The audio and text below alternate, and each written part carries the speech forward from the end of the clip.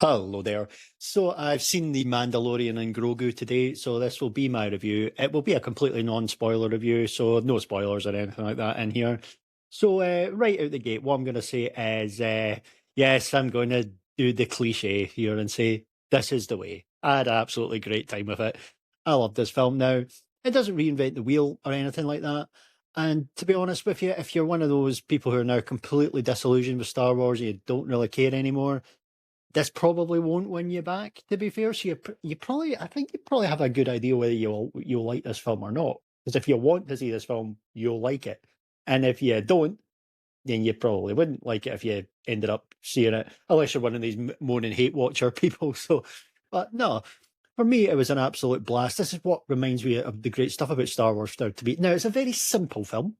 Like I said, doesn't reinvent the wheel, and it's not exactly some incredible plot here with that. But, you know, neither did The Phantom Menace, and I liked that film.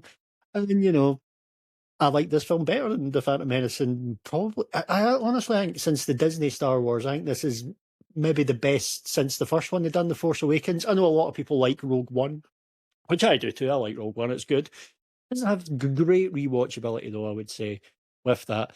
It did have some pacing issues, I do think, that film, but this film actually zips along at a cracking old pace, you know. And it's definitely, as far as spin-offs goes, it's definitely better than Solo, definitely. And I didn't hate that. But actually, Solo's quite the first half hour of Solo is actually really good, but then it kind of starts to fall apart after a while, and then I think that's when you can see the reshoots and the behind the scenes problems kind of kicked in with that one. I think there. But I digress.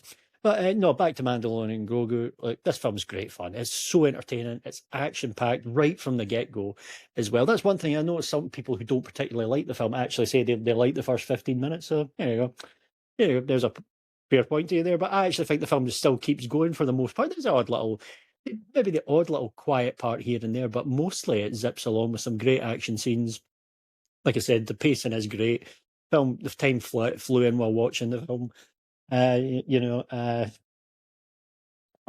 some of the set pieces they're really well orchestrated. What I loved about this film visually as well, the practical puppetry here, of course, with Baby Yoda himself, and of course the wee Babu Frisk guys. Can't remember what they're called, but they're good fun. I like them. By the way, all these people saying, "Huh, they're retconning the sequel trilogy." It's like, oh, really? Well, doesn't look like it from from that. But well, they've been saying that for years, so whatever. Eventually, they were right about Kathleen Kennedy leaving, so then maybe they'll be eventually right about this one. Who knows? But yeah, overall though, what a great film to watch. Thoroughly entertaining from start to finish. Like I said, there's some great action. I love the puppetry stuff here. I also think as well, I've seen it in IMAX, well worth seeing in IMAX. Some people saying, oh, it's not going to be cinematic, it's just a TV show or whatever. I always thought, I've said this before in other recordings when talking about the trailers and things about this film, is that The Mandalorian was always one of the most cinematic TV stroke streaming shows there is. It always had a movie feel to it. So to me, putting this in a movie with IMAX, filmed with IMAX cameras as well, is perfect for it. And of course, you've got a really great director in Jon Favreau here who knows what he's doing. He's made many, many a big film before, so he knows what he's doing. It still has a big film feel to me here. But yeah, like I said, it's a simple film. It's thoroughly entertaining from start to finish. I had a great time with it.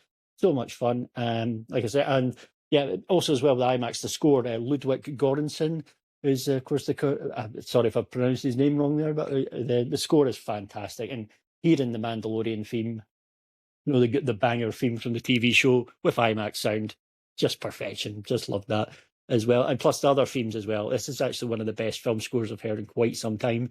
So yeah, spectacular stuff here with that. As Star Wars has always been known for, of course, with the great John Williams.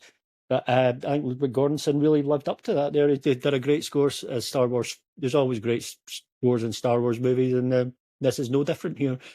So that's a big task to step up to that, but he smashed it out the park there. Well, so yeah, as you can tell, I actually really like this film. It might be an unpopular opinion. I don't know. The early audience scores from yesterday, from like Cinema Score or whatever, they got an A minus, and apparently it's 89% audience on Rotten Tomatoes. So the people who it's meant for seem to like it. So, oh well, no doubt there'll be a lot of complaining about it, but whatever, it's Star Wars. What can you get? That's always been the case with Star Wars. Apart from The Force Awakens, I do remember The Force Awakens was pretty much almost unanimously beloved when it first came out in 2015, but now there's a lot of revisionist history going on about that one, saying, yeah, it always sucked and everyone hated it. It's like, okay. How did it keep making that much money past opening weekend then? Because it made like 950 odd in the US alone, like 2 billion worldwide. That's not just because opening weekend everyone's seen it and then hated it. It's not that. So there was obviously quite a bit of repeat viewing going on there, but people aren't ready for that conversation, no, are they?